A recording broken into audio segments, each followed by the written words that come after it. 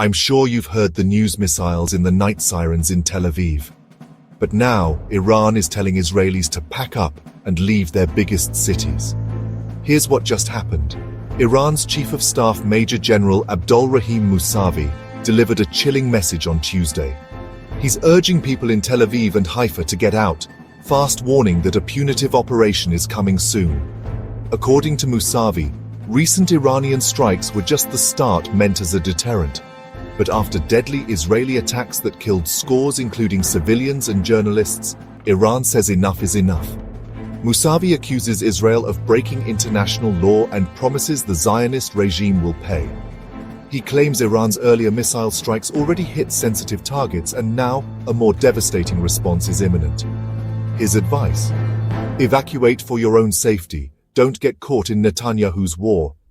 Both sides are on high alert and the world is watching. Stay tuned for updates. This conflict is far from over.